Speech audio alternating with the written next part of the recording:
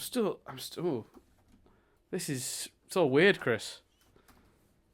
Because this is the first time using this stand, so I'm in a very different position than I'm used to being in. I am more comfortable, but I'm also less comfortable because my body's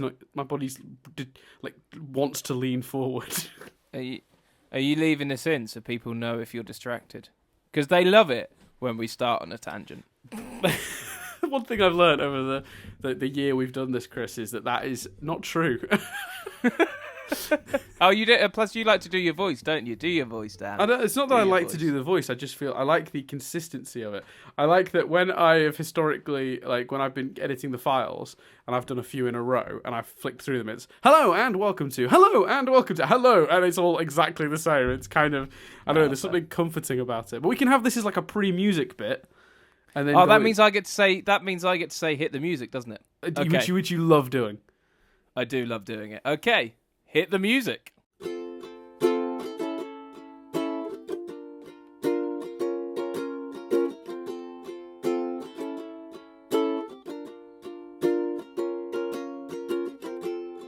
Hello and welcome to Stephen University. This week we will be discussing the new Crystal Gems. And the fact that for some reason, because we discussed me doing my hello, I gave it extra oomph this week, and I don't feel like it worked. Yeah, I think the real shame of it is that, that intro bit is shite. There's no comedy, there's no value, so... it's just consistency. Apologies for that. You know what it is, Chris? It's like a welcome mat. You know you're home, you know? Oh, there's that thing again. So for people wondering why I was saying at the beginning that I'm it's all weird and I'm not quite comfortable. First of all, I'm in a completely different room. I've moved house. That's happened. Yay. And second of all, I splashed out. I say splashed out. It turns out the thing that I've thought about getting for years turned out to be extraordinarily cheap, which is a arm for my instead of a direct sort of upward stand for my microphone where it sort of sits up and I have to lean into it. It's a stand on like an arm that clips to my desk, so my it comes out sort of. I can adjust it, pull it forward, pull it back, so I can sit back in my chair and still have the mic really close. This is my first time using it, but it feels unnatural because I've done. We've done podcasts the other way for 4 years, so this just feels inherently wrong. But there you go. So just so people wonder why I'm feeling a bit odd about the whole thing. Oh, you've had a lot of You've had it's a new dawn for a new Dan. In many ways. It really is, because a new job, none of those people that I used to see on a daily basis are in my life frequently anymore. I just see them occasionally now, and I've got a whole new bunch of people that I'm seeing daily, and a completely new job that's got a huge amount of responsibility. And it feels like I basically just binned my old life and just got a new one. It feels like I traded it in. I'm not saying she should, but if Nadia was gonna dump you, this would be the time, wouldn't it?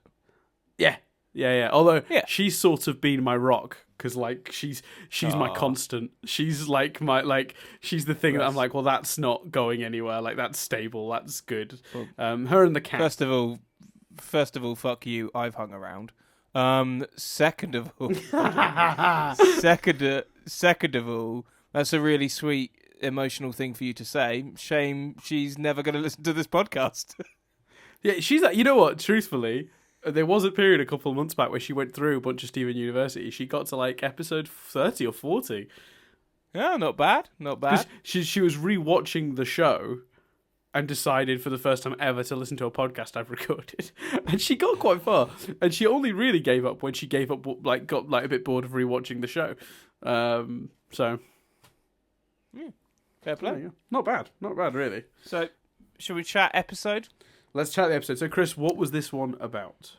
So, the new Crystal Gems features the Ruby ship landing, which was a surprise to me. I thought, well, we'll get there. So, the Ruby ship lands, and the gems and Greg get out, and then Connie appears and tells them that there's been some trouble, that it all was going swimmingly, but then there was, we get the feeling it wasn't smooth sailing. Cue flashbacks. They don't do that voiceover flashback thing. They should have. So Connie, They should have. It would have been better. It would have been good. Connie arrives at the house, meets Peridot and Lapis, who are hanging out in the toilet. And Connie and them both explain to each other. I know. God, there's a sentence for you shippers. It's the sort of sentence that, like, no, but it's the sort of sentence that, like, you just think, if you don't know this show, you're just like, why? Like, but of course, in the context of the show, it's explained with quite a funny line, which is like, I'm showing you my old room, which is a great gag and works totally fine. But the reason I chuckled then was more just like, if you don't know this show and you hear that, you'd be like, what the fuck is this show? What is this show about? Yeah. Carry on. They explain, and Connie explains that it becomes apparent that they've all been tasked with keeping Beach City safe. So Peridot gets excited and decides that they should form the new Crystal Gems. They should each take a role. Mm-hmm. The pumpkin gets Pearl. The cute blue one gets Amethyst. Peridot gets Garnet, and then Connie is Steven. So they go about. It all seems fine. Connie does some stalking of people. Everything seems normal. Her and Ronaldo share a stalk, which is quite amusing. And then there's some beeping. They go down to the car wash and discover who is it? It's Buck, isn't it? Buck Dewey. Buck. Buck Dewey's there because his dad's because it's Mayor Dewey's son. His dad's van has been vandalized. So they decide to clean it using their powers and working together. They decide that they can do this, all going swimmingly. Then more cars the next day appear at the car wash. This is where shit gets real, guys. So they start trying to... I don't know why I'm doing it like that. They start trying to wash... Peridot decides to pick up Onion's dad's car. Onion's dad, I can't remember his name. Yellowtail. Yellowtail. And they start disagreeing with each other. They start getting annoyed because Peridot's yelling at everyone and being too Garnet. Lapis decides to start blowing water at everyone to be Amethyst. Her Amethyst impression is very accurate, very amusing. Connie gets annoyed with everyone, tries to give a big emotive speech like Stephen would, but kind of fails. And they go back to the house a bit defeated. And then Connie gives another speech about how, they're not the new Crystal Gems, but they are the Crystal Thames. So temporary Crystal Gems. That pleases them all. And then we cut back to the present, and Connie reveals that they have replaced the sign because all the drama, I should have said, ends in them crashing Yellowtail's car through Greg's sign. They got Greg a shiny new sign that they've made together, and all is well with the world, Dan. Yeah, that's a good summary. Detailed. We like it. It's good. Yeah. If I close my eyes, Chris, wouldn't need to watch the episode. Just picture it. You just need a few images and detailed descriptions like shit goes down. We'll see you through. Mm-hmm. I agree. I was actually reading the script. So first thing I've got to ask you, you had expectations. You correctly predicted this episode would exist, in some form or another. Yes. Having sort of formed a version of this in your head prior to seeing an episode, did this disappoint you, or did this fill that need for you to see what was going on Earth while they were away? It filled my need. It was interesting. Neither answer would surprise me, by the way. Yeah, no, it did fill my need, and I did really enjoy it because I'll be honest, when it crashes, I was like, oh, that's because to me they could have done this episode, and they could have done this episode not in the form of flashback. And either I would have assumed that it was happening while they were travelling back, or I would have assumed that this just happened at the same time, but we're just seeing it now. Yeah, so it didn't interrupt. My next question for you was going to be, did you feel the flashback format was necessary? But you sort of covered that. Yeah, not particularly, and I think it would have been potentially a bit... You'd have lost the moment at the end, but what I thought was interesting or nice about the moment at the end, and the reason that because I think you could feel disappointed because I would have assumed and I would have predicted they'd have actually dealt with some gem stuff, a monster of some kind. Mm-hmm. But actually, as long-time listeners of this podcast know, I'm kind of a fan when they don't have any gem stuff going on. I think it's really interesting, and very rarely with the exception of I'm Dreaming of a White Ranger, the Christmas special, the Power Rangers always had a, monster, putties, Megazord wins, Power Rangers win format. Shows like this, Scooby-Doo's always catching a monster. What I like about Steven Universe is sometimes it goes, you know what, we're not going to deal with any gem stuff. We're not going to deal with any monster stuff. There's going to be the humans mess up somehow, or there's just some stuff involving an issue that isn't caused by the fact that they're aliens. So because it did that, whilst admittedly, obviously, the way they wash the car and stuff is very gem related, they're not fighting an external threat as I would have assumed they would be. So because of that take and because of that twist on what I was expecting, I thoroughly enjoyed the episode. But I could see as it ended, I was like, it felt like a very personal enjoyment. Felt like I got a lot out of it. I really like those characters. Obviously, we're seeing the cute blue one, so that's a tick.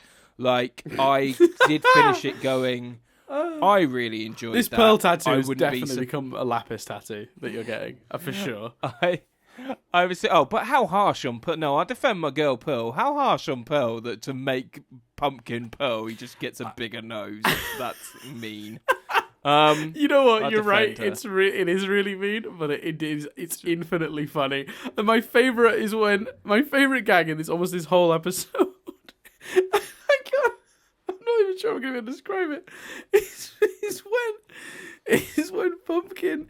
When Peridot is yelling at the other two for not being Stephen and Amethyst enough, and then she looks around and Pumpkin's just eating soap suds, and she goes, "Pumpkin's got the right idea."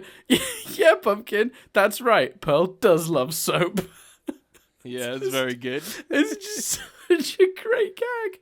And I just love as well because they don't ever draw attention to it. They just say, oh, Pumpkin could be Pearl. And then in the next shot, Pumpkin is just wearing a party mask over its face. So it's got a bigger nose. And it's got like a specifically triangular sort of Pearl-like nose. But like, no one ever references it. They never specifically point it out. It is just present. And if you notice it's great. It is harsh, but it is funny. I think. Yeah, it is funny. There's a little bit of leeway for me on like mean jokes if they're genuinely funny. That's fair, and the episode has a lot of humor. I think I'd be intrigued to know how they trailered it, because I think if they trailered it as the new Crystal Gems, if they trailered it as this is a new team that are going to kick some ass, or people were expecting that, like I was saying, it finished and I got a lot of personal enjoyment from that. I would understand if other people didn't like it as much. If you now said to me this is a divisive episode, or even this isn't a particularly popular episode, I would understand that, because I think if they'd have really pushed the new Crystal Gems element, you would have expected one thing, and I liked the twist that we didn't get that, but I can see the other side if people didn't like that twist. So where do you stand and where do people stand? Yeah. I think that's true. That's a question. That's a question for you, Dan. I went, where do people stand? Where do you stand and where do people stand? And you went, yeah. Sorry. I was like, that's not an answer. Oh, guess how much sleep I had last night. On a scale of 1 to 10. No, I just meant, like, yes, I agree that you're right, that I feel the same way, that I also really enjoyed this episode. Again, I said all this in my head, but it just came out as yes. I feel very much as you do, in that I got a huge amount out of this personally, but a person turning around and telling me they didn't get anything out of it, or that they found it disappointing because they had expectations, I would absolutely see where they're coming from. And that is, I think, sounds like where you stand. In terms of public reaction, I'll be honest with you. My understanding is that it was relatively well received. I don't think think it's a favorite, but I also don't think it's like some of the episodes we talked about in the past that have been legitimately divisive, or some that we talked about that have been downright hated. I think this falls more into the. I don't think it's anyone's favorite necessarily. but it's pretty enjoyed amongst the fans, because I think there's a lot of fan service in this episode. I think he does a lot of jokes at the expense of the existing crystal gems, and lots of really cool nods. Like Connie wears the star shirt. They do, if you've seen the extended intro, there's the shot where the three crystal gems are running with Steven lagging behind it, and he runs ahead of them and jumps. They recreate that shot in this with the new crystal gems, with Connie running ahead and jumping. There's just a lot of fan service in this episode, and it's nice to see not just one member of the town, but a couple of members of the town. It's a multi-towny episode. They're all over the place, and also we haven't seen Lapis and Peridot in a while. So there's just a lot of stuff for fans to get out of this episode. It very much feels like exactly the episode you want after that bomb. Do you know what I mean? I agree. Like light, fun. It's a bit of a romp. It's just some silliness. Peridot being like hilarious and sort of bossy, and like Lapis being kind of weirdly glib. My favorite bit of that being, I drowned a lot of people that day. Which is just like, holy shit, Lapis. Fucking hell. I viewed it more as like I viewed it more as despair at the fact that every time she meets someone new, they bring it up. Yes, 100%. Yeah. I think you could take that the other way though, in the context of this particular episode. It's nice to see that Pumpkin hasn't been forgotten, that he's like part of the gang now, like Lion, but like to the same sort of degree where he's never really like the center of an episode, but he's about. He doesn't need to be the center of an episode. He's a pumpkin with sentience. Have I asked you if you find Pumpkin as creepy as Watermelon Steven? Have I asked you that question? I might have done. I think we covered that, and no, I think they've done a good job of... Maybe it's because he's less human, and he just looks like a pumpkin dog, and they very much made him out to be a pumpkin dog. I find him less creepy. Yeah, well, there you go. I think there's a lot to get out of this one, and there is actually a slightly deeper element to this, which I found quite interesting, and it never really occurred to me until I saw somebody talking about this online. But I think that Peridot's sort of pushiness for them taking on the roles of the crystal gems is a sort of statement on her position in terms of like, not position, but her sort of like indoctrination with gem society. We're talking about someone who's come from a society where you play your role. You have a role in this society. That is what it is. It is stringent. You're a lapis lazuli. You terraform. Your planets. You're a quartz. You're a soldier. You're an agate. You're like a sergeant. Sort of barking orders at the troops. The Gem Society has been shown to be very stringent and very caste based. And I think, in a weird way, you could easily as well take something slightly deeper from this episode if you were looking for it. In that I think it's interesting that Peridot still defaults to that, even in this situation, where she's like, okay, the crystal gems are gone. We need to fill the roles of the crystal gems. I'll be the garnet. It's played for comedy here, and it's not taken seriously, and it's not explored as a deeper concept, but I do think there's a little bit of character stuff there as well, because it's sort of highlighting again that Peridot still looks at the world that way, even in this particular sort of slightly more humorous version of it.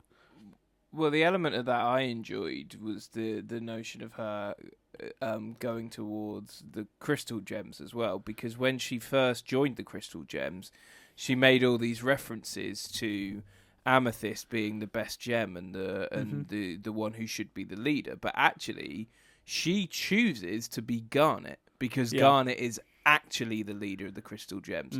So she is so formed and so part of the crystal gems that she recognizes now that Garnet is the leader, and Garnet is who she would want to be. So I agree with everything you said, but I love the other angle of it as well, which is also her progress towards the gems. And how it's acknowledged in that sense. Yeah, I would agree with that too. I do think part of that as well is that Garnet in a lot of ways is the opposite to her. I think Garnet is it's not just, I think it's not just about being the leader. I think that's part of it, but what I also liked about it was I think Garnet represents things Peridot wants to be herself. She wants to be more aloof. She wants to be more calm and collected. She wants to be more assertive. She does wish to have some of Garnet's personality traits, I think. And like I wasn't being facetious with she wants to be taller. Like that's a legitimate thing, you know. Let's not forget she had those, you know, the machinery to make herself taller before. Do you think it's interesting that they've not, because you've only got to look at the neon sign she helped make. Clearly, they trust her enough, and she is adverse enough and has access to materials enough to make herself some more extenders, like she had originally. Do you think it fits that she hasn't done that? Do you think she probably should have done that? Do you think we'll get, you know, a fight scene where she suits up, which might be quite cool? What are your thoughts on that random notion that's popped into my head? I think that I think it's not been addressed, and I would love to see an episode where she's given the option to get some again. Like maybe they are on another gem ship and she sees a set of her old sort of limb enhancers, as she calls them, and chooses not to. Because I think at the moment, even though they've not made it a conscious choice, it feels like a conscious choice to me as a viewer that she has chosen to be herself. That limb enhancers are representative of a society making her fit in a box, and she feels like she can be herself and be short, and you know, and while the technology that those limb enhancers have and that some of the, you know, weapons and stuff are useful, she's a more peaceful being now. She lives on a peaceful planet with, you know, where she gets to make art and do all this stuff. And how relevant is a sort of virtual iPad and the ability to make a little helicopter thing and like shoot lasers? Like how relevant is that to her life now? Maybe it would help her defend that life, if the you know, homeworld was to come a calling. But I think it's interesting that she's not chosen to go back to that, because I think it represents what she was, and I feel like she's chosen to be something different, and that's part of the power of the Peridot character, I think, and part of the reason that Peridot is such a popular character, because I think behind all of the sort of humorous arrogance and, you know, almost David Brenty sort of like, you know, sort of, not even David Brenty, that's the wrong way to think of it, like some of that sort of like this thing she says where she just assumes she knows the right answer and like ignores everyone else, and like beyond that, like she has changed very deeply, and there is actually a real and fascinating sort of emotional sort of shift she's gone through, and it's quite satisfying to witness actually, Peridot's arc in this show. Oh, definitely. And I think limb enhancers at this point would not be useful to her in that context, and would also represent that, and I think the gems know that, so that's why I don't think there's much fear of her ever going back to that. I think she's earned enough trust at this stage that no one is concerned she's likely to do that. That's how it seems to me anyway, but again, it's that's the great thing about episodes like this and characters like Peridot, which is their background characters. You bring them to the foreground for a silly little adventure like this episode, but you can still look at it and dissect it and get a lot of really cool, satisfying character stuff from it, and that's kind of fucking awesome. Like, again, I said it before, but there are full dramas on television that would literally kill for this kind of depth, and how great is it that we get it in these little 11-minute chunks. And then, like I said, this particular episode, like they do such a good job just sort of like just having fun for 10 minutes, like and a lot of cool bits to do with like fan service and things. So yeah, I like you, Chris, really got a lot out of this one, but again, I did 100%. I would have 100% understood anyone particularly getting you know, complaining about it and expecting maybe more from it and expecting them to, you know, go on a full gem mission and fight monsters or whatever. I think it actually serves a better purpose, being a nice, completely agree. Even forgetting like the actual circumstances, that whatever episode you put after that bomb had to be light and funny. It really did. Yeah, definitely. And I liked as well, another random small moment, and apologies, there was some chair noise there. I really liked, for some reason, I just thought it was a really nice touch to get Connie's side of the conversation with Stephen. Oh, because yes. when you only hear Stephen's side, as I think we talked about, because it sounds quite brash and quite like he's fobbed her off. But when you hear her side, she really got that and was fine with it, and was happy to be put in charge of the town. And yeah, I just thought that was a really nice touch. It makes you want to hear the episode where he phoned her and Connie's like, I'm busy with school stuff. It makes you want to hear her side of that conversation. Because he took that. He took that one way, but you could easily imagine it, or we took that one way. But you could easily imagine it maybe playing out differently, and we didn't have all the information. Yeah, no, I'd agree with that. I continue to love their relationship as his third best friend, as Peridot called it. By the way, that was also a really satisfying moment, actually, because it hadn't occurred to me these characters hadn't really met. Like, I just assumed they had, because so many episodes, they've been around for so long now. I was like, well, every combination of these people has clearly met each other. And then the idea that Connie hadn't met Peridot yet, I was like, oh shit, she wouldn't have. She just wouldn't have. No. Like, we've not. So in a weird way, you sort of go back to that complaint really we had about the Gem Harvest episode, and we go, well, wait a minute, why wasn't Connie invited? She's a part of the gang. This feels like she's not being included. And then you go, well, yeah, but you bring her into that episode, and evidently you'd have to have like a conversation with her, like with the characters she's not met yet, like her and Peridot. Which would have slowed it down. Bogged it down. I mean, it was a 20-minute episode, admittedly, but 20 minutes is not a long period of time, and there was a lot going on in that episode. So I moments like that when you realise, oh shit, these characters haven't actually interacted before. Because was that a surprise to you, or were you like, yeah, I realised. I was wondering when they'd meet, or did that also make you go, wait, no? I don't think it was a surprise. I certainly acknowledged it. I was like, oh, this is the first time they're meeting. I didn't, but then, I was just watching the episode to kind of... I think that's why I didn't think about it more deeply. But I think the cool thing about that is that the writers or the creators knew that they kept a track of that, and someone in the room, either from the beginning because it was on a whiteboard or as they were planning it, someone went, oh, actually, if you look at the continuity, Connie and the cute blue one haven't actually met yet. And then maybe they'd have said, why are you calling her the cute blue one, Dave? Like, have you and they would have said, I'm referencing this great Steven Universe podcast that we listen to all in the Crewniverse office. And they'd have said, oh, great, where do you find that podcast? And he would have said, in the future. You know what? I've got to say that like, a lot of people work on the show. If anyone who works on that show has ever listened to a single episode of this, I would love for you to get in touch. Let us know. It'd be incredible. It'd be amazing. Blow my mind. Blow my mind. Other than the kind of recreating of the intro, was there any other cool nods like that? Any other deets?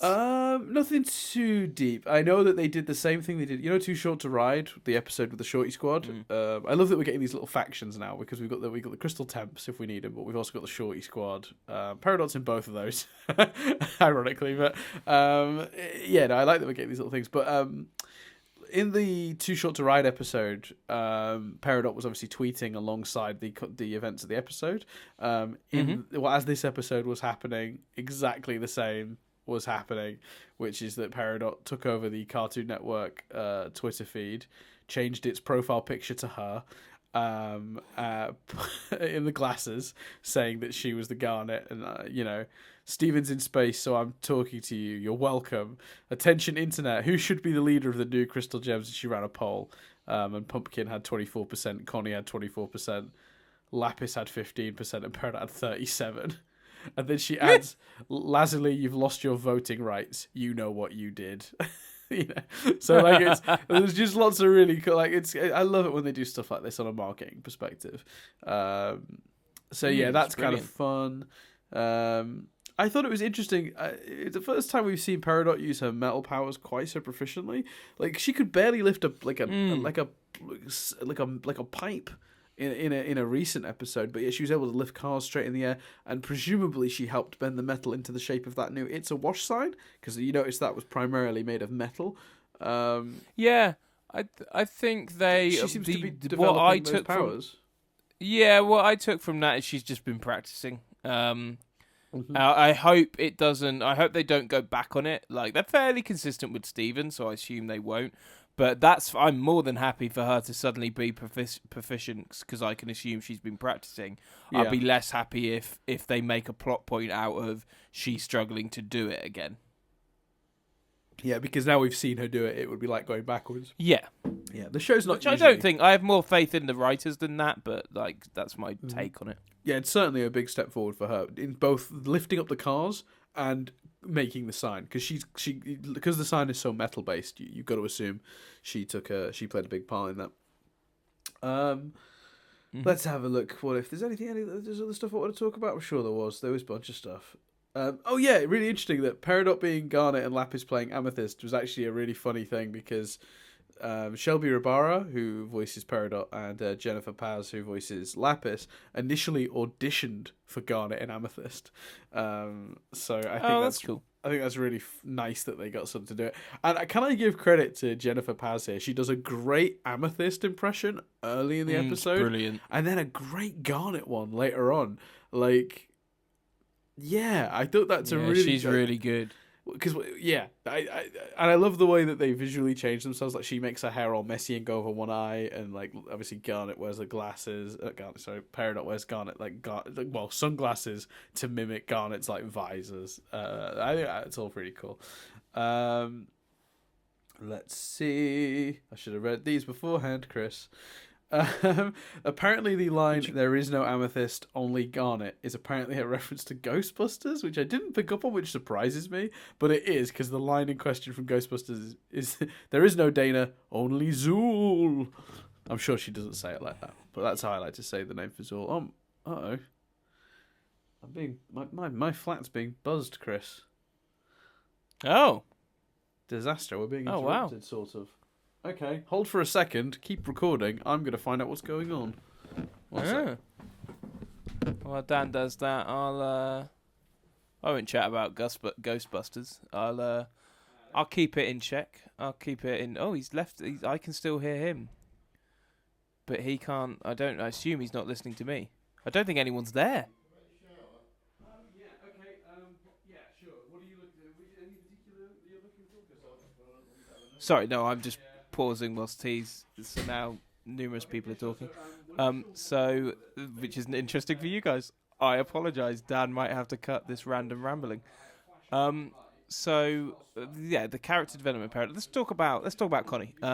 So I really like the confident ownership she's taking on Gem stuff, even when Steven's not there. So her ability and confidence to just be like, no, I'm going to implant myself in this situation. And also, like, sleep in his bed. Like, her parents are really paranoid. Yet at no point, seemingly then, did they ring her and go, are you sleeping in your friend's bed? What's that about? So that's odd. She just got away with that. But in general, just when you think about how far that character's come from when she was introduced on the beach to now, the confidence and the way she exerts herself in those scenarios is just, I think, even more effective. And like, we talked about Peridot earlier, so just a shout out to her as well for that. Dan's still chatting to some guy about a door. I assume we'll hear in a minute. I assume he's put me on mute then, but not muted himself. I don't know for sure. So shout out to Connie for that. If you're enjoying the rambling, let me know. Comments below. As I attempt to riff. You know what? Dan's going to keep this in, just even if it sucks, just to make me look foolish. He's gonna keep it in. But I genuinely really enjoy that element of what they've done with Connie. I think it's really, really impressive. So other things not said that I will say now, out of necessity to fill the silence.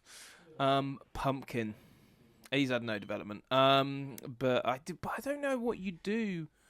It'll be interesting to see whether they ever attempt to do anything a bit deeper with him. I assume not, because he's just okay, I'm back. I'm so sorry, Chris. That must have been really hard.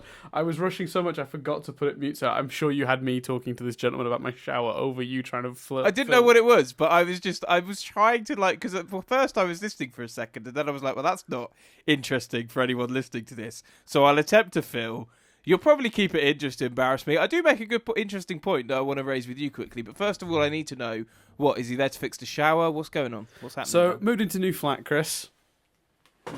The shower's crap, right? It's bad. It's a bad shower.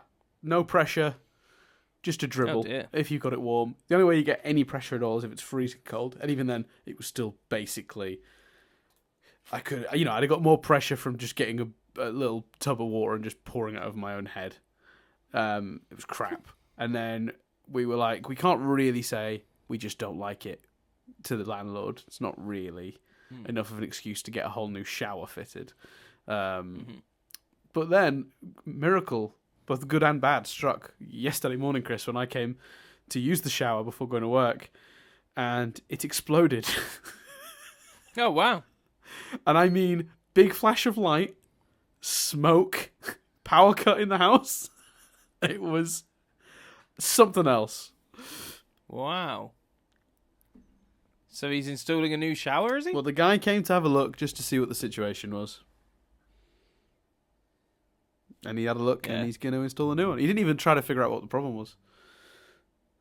Well, not if it exploded. It must be dead, presumably. Well, yeah, but like it could have been the electrical work, could be anywhere. Like, there's a number of things that could have caused. So is he your landlord then, or was he just like? No, he's like no. So we thankfully in my new location, Chris, I don't have to deal with the landlord anymore. The landlord pays the estate agents to deal with all this shit. Okay. Whereas in my last house, the estate agents were just being paid to sort of sort out contracts, which meant whenever something went wrong, I had to get in touch with him directly. He managed the property, but this landlord pays for them to manage the property. Less ideal. Oh, so much better, Chris. We called the estate agents today. They called the landlord and said, we're going to have to put some money into this. And he just went, all right, fine. And then it's just happening. They're calling contractors in. No dicking about. Nothing. It's awesome. A point I made in your absence, I was talking about Connie's character development. It's fascinating stuff as you watch a man attempt to listen, but equally... like, to attempt to make a valid point for listeners, but equally be listening to see when you're back and stuff. One point I made is Connie's character development, how confident she is now, which is cool. But one point to raise with you, how weird is it, given her over-paranoid parents, that they allow her to just sleep in Stephen's bed for the evening? That is strange, and particularly next to a picture of herself. Yeah. Odd. Anyway, were there any other points in the wikis? I'm sure there were, Chris, but I was very distracted by all that. By your shower. Yeah. Obviously, Paradox insists the crystal temps should strike a heroic pose like the crystal gems do in the opening credits. That in itself is an homage to like a lot of the stuff that inspires the show, like Sailor Moon and things like that. And then obviously Paradox yells, "New crystal gems, congregate," which is a reference to Avengers Assemble, which is a Marvel thing. Apparently Yellowtail's truck returning to our old segment, Cars Exist. Our favourite segment. Yellowtail's pickup truck resembles a 1994 Toyota Hilux. With the Good to know. Well, I mean, it's it's a two-door. The only difference is it's a two-door configuration utility truck rather than the actual Toyota Hilux, which I believe was a four-door configuration, Chris. Just, throwing some information out there that I'm definitely not reading verbatim from the Wikipedia. Sorry. Well, you're not, because I remember you texting me that exact information as you were watching it. So. Mm-hmm. Yeah. I noticed it, obviously. Hmm. Well, I mean, you're remembering incorrectly because I called you. I was so excited. And I called you from the special Cars Exist phone as well. So on your phone it comes up call from yesterday. Cars Exist, and you go, Dan's found a car in Steven Universe. Someone yesterday was being a knob on the road, and I said to Jess, I was like, "Oh, typical man in a big old truck." And Jess was like, "You can literally read the word Nissan on the back of that." And I was like, I don't know if Nissan's like the make, the model. I don't know. We're not good with cars. No. I should know more about cars than I do, considering that I watch a lot of Top Gear and I watch a lot of Formula One. Yeah. You're more. Neither of us drive. Neither of us have like a passion for cars. You have more interest than I do, or at least more knowledge as a result of those shows. I don't think you watch either of those things for the cars, but you certainly have. No, I get a lot of entertainment value out of both. I enjoy the sport of Formula One, Chris. Yeah. What? Because it's a sport where you can sit down, so no wonder you like it. My favourite sport. What? Anyway, I mean, all sports are sit-down sports for me, Chris. If you got me on a football pitch, if you don't think I'm just going to have a sit-down on the grass every now and then you're out of your mind, mate. Any other notes? I think we're done, aren't we? There's a few little notes, I guess, from the wiki page, but nothing too significant. Let me quickly have a quick flick through and see if there's anything of note. Apparently the new Crystal Gems as a title is in itself an Avengers reference, because apparently when the main Avengers are unavailable, there is a new Avengers, which is a lesser known group of heroes that come together when so the popular team is that's from the comics. I knew about that, but I didn't necessarily think that was a direct reference or just a coincidence. That's in the comics, though. I mean, the films are never going to be brave enough to get rid of half the heroes, are they? Any other notes? Anyway, oh god, Infinity War spoilers. Oh dear. This has months from now. Hopefully, we're not going to upset anyone with that. Paradox says she was. I didn't confirm anything. I was just joking about. You're the one that said stuff. Plus, this will go up like late. Don't worry. No, I'll put up maybe a little note in the thing. Anyway, the bathroom. We've done that. Oh yeah, we're not. There's no obvious explanation as to why Peridot is trying to flush herself down the toilet again. I wanted to ask about that. Do you have any theories, Chris? What's she trying to do? Just escape? I think she was just... She's not locked in. No, I think she was showing Lapis how she spent her time. Right, sat in the toilet. I'm sure there was a gag originally about her trying to flush it or something. No, it's a reference to the fact that she tried to escape through the toilet, and Garnet was like, "Yeah, that's not going to work." But why would she be like, "Oh, look at there was this one time I tried to do this and it didn't do anything." Like, it seems like a really weird moment. No, because she's just going, "Oh, you'd think this would be an escape, but look, it's not." That's true. Peridot's thumbs up when she's Garnet is a direct reference to the thumbs up Peridot gets from Garnet in log date 7:15/2. Something cool.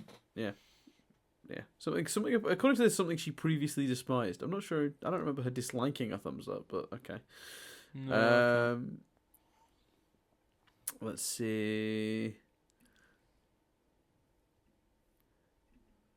We've tackled all this stuff, or a lot of this stuff. Oh, yeah. No attempt that we know of to retrieve the rubies at this stage. Oh, yeah, of course. Stephen has returned rubyless.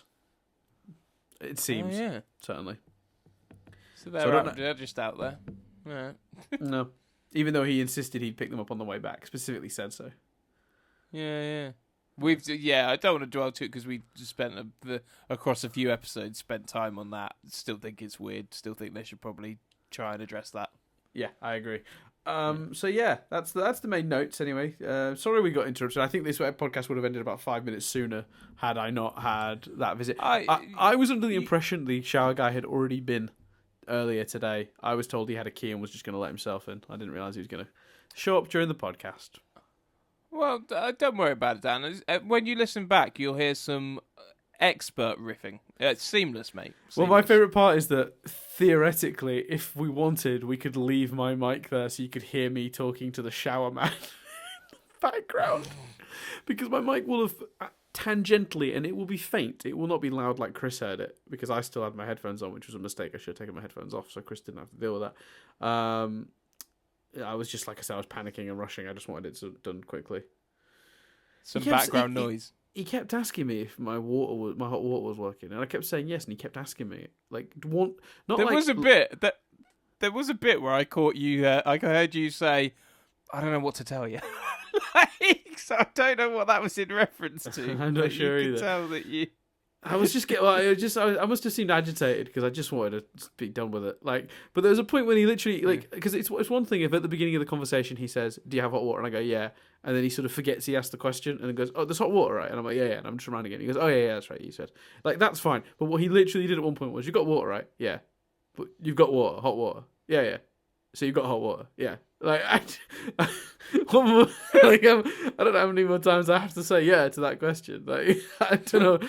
Maybe that's what I said. I don't know what to tell you. I've got hot water. It's an electric shower, mate. If that's dead, it doesn't mean my boiler's fucked. It's just a shower. Yeah, of course. Yeah, I'm so grateful it's electric shower though, because my new house has a big old water tank that takes time to heat up. So if I want hot water from a tap, there's a bit of a wait. It's not massive, and it's really not a big deal because like I shower every day, so like getting hot water out of the kitchen sink, bathroom sink, isn't that big a deal. And I suppose if I want to wait 5 minutes before I do the dishes, that's not the end of the world either. Do you know what I mean? So like, Yeah. as long as the shower is electric, and I can just get up in the morning and jump in the shower, then it has literally almost no effect on me. At our old place, we had to heat a hot water tank before showering, and it was a pain. Yeah, it's a bit of it's a nightmare. So I'm kind of grateful that the shower is electric, and I'm hoping that they don't replace it with one that's plumbed in, because I'm sure they won't. Oh yeah, please. Hopefully a nice electric one. And then I said to him, "Yeah, it had no pressure beforehand." And he goes, "Yeah, it was probably knackered, innit?" I'm like, "Well, I mean, fucking." Yeah, it kind of sparked, and I had a massive fucking. I smelt smoke, like the house got smoky, like whatever went wrong quite seriously. So yeah, it's clear it was knackered. I mean, honestly, the guy was like, that was a really weird exchange. I did not have a good rapport with that man. That was clear from the conversation I heard. Yeah, but then again, I could have worked on that more if I didn't also have in my ear Chris just talking. I couldn't even hear the words. I just knew conversation was continuing. I honestly thought you'd go silent, and then I could come back and we would just cut that bit. But you cracked on, mate. I was very impressed at your. I was just trying to make your editing life easier. I appreciate that. But a big silent gap would have been fine because I'd just seen it on the timeline and chopped it out. But that's true. Instead, we've got the amusement of you trying to riff, which, by the way, and this is unrelated, really, Chris, can I berate you now for this? What? Someone at my new work has started listening to our podcast because they like TV and they found it interesting that I had a podcast and they've checked it out. They said, we're going to play a drinking game when we listen to it next to see if we take a drink every time you say the word cheddar. And I thought, that's funny. Yeah, we talk about cheddars a lot in that episode. And then she goes, but one thing that's quite funny is there's a bit where you have to leave to go get the cheddars packet for the phone number, and you say to the other guy, riff, and then it's 2 minutes of silence on the podcast. And I was like, that bastard, because I can't. Editing them takes too long if I listen to every minute of every podcast we do. So like, I'll scrub through to make sure that the audio levels are good, but I won't listen to every minute of it. So like, presumably I didn't get to that bit. And like, you cock, Chris. I can't remember that. I must have not heard you say rift. Like, I apologise completely for that. So the time I asked you to... No, wait a second, though, because now that means the time I asked you to riff, we got 2 minutes of silence. And the time I expected you just to go quiet so I could cut it, you carried on talking. I know. My bad. I'm inconsistent. Just very quickly, because we should wrap up. We should, we will. I can't remember what I was going to say. Oh yeah, I always feel mildly uncomfortable with that. If it's a friend, if it's someone I've known for a long time, they'd probably be listening, or like none of them are. So, but I wouldn't mind that. I wouldn't mind if a long time friend turned around and said, "Oh, I'm gonna listen to your podcast," or when Ronnie did it and. But Ronnie did it just when her and I were getting to know each other. So the weird thing with Ronnie was she listened to like 100 episodes of the podcast, so knew way more about me, way more than a lot of she knew the ins and outs that friends I don't particularly talk to that much knew. So that was unique, but I didn't mind that. But in a work context, if anyone ever even vaguely hints that they're going to listen to it, I try and shut that down. If it's someone who their opinion of me, you know what I mean, doing a job is dependent on their opinion of me, then I get nervous. I'll tell you the worst part was I got nervous when she went, checked out the YouTube channel as well. And there was a big pause and she went, nice desk. Yeah, see? That's what this is someone I barely know, and she's now watched me tour around my desk, which there's two elements to that. First of all, it was a running joke for months that I was going to do a desk tour, so there's a context to that. Otherwise, it just seems arrogant. Like, why would anyone want to see my desk? Do you know what I mean? So it's like, so she's like, even the existence of the desk tour is in itself embarrassing. if you haven't listened to the podcast and heard us talking jokingly about how we were going to do a version of Cribs where we look at our desks. So, like, yeah, the whole thing's been super awkward and weird. She's getting quite into it, though, which is worrying. Cause... Hey, I'm pleased to have a new listener, but yeah, I find that's my most uncomfortable. She won't listen to this one, I don't mind Friends. But yeah. Like, do you know what I mean? Especially like the Cheddar story, for example, involves me phoning McVitie's at work. Do you know what I mean? Yeah, that's a really good point. If that gets back to one of your superiors that you took work time and called McVitie's. Well, it worked back because I think I clearly explained in the story that I didn't have a lunch break that day, so it is fine. But like I'm thinking more of like because there have been times where like clients, like people we work with, have indicated that have taken an interest, and I'm like, like, you know what I mean? Like, is Chris working for me, or is he thinking about mini cheddars? Like, I just don't want anyone to have the answer to think question. The answer to that question is always thinking about mini cheddars. But I think for those Exactly. who don't know what we're talking about, by the way. Of course. On the Nothing But Static podcast, our main podcast recently, we had a thing where we were both convinced that the product mini cheddars, which is a cheese-based biscuit you can buy in the UK, or cookie, I suppose, or a cracker. It's close to a cracker, cheese-based cracker you can buy in the UK for American listeners. There's a mini version of it, and then a full version just called cheddars, and we were asserting that mini cheddars must have come second because otherwise they'd be called cheddars. And the larger ones would just be called big cheddars. So we sent Chris between two episodes of the podcast to call the company that make them, who are called McVitie's, who are a very big company in the UK. I don't know if they supply products to the US or not. I'm not sure. But McVitie's are a very big, company. We found the number on the packet, and Chris called them and then reported back the findings. So if you're interested in that at all, nothingbutstatic.co.uk / I think 146 and 147. Well, I think it's either that or it's 145 and 146. Actually, it might be 145 and 146. Because Actually, I think 147 was the one that went up this week. So episode 145 is just called Cheddars, and this all happens in the first 10-20 minutes of each of these episodes, and then 146 is which came first, which is where we answer the question. So feel free to check those out if you're interested, and why not listen to that podcast in general. Otherwise, we'll be back next week with some Steven Universe love. What's the episode, Dan? I knew you were going to ask that, Chris, and I had it absolutely prepared, and I'm definitely not riffing here where I double check just to make sure I know which episode is next. The next episode, Chris, is called Storm in the Room. Yeah, cool. It's very exciting. More episodes ahoy. So we'll see you in a couple of days, no doubt, for that. So that's everything for this week. I've been Dan Doolan. I've been Chris Billingham. And we'll speak to you next time as we discuss Storm in the Room.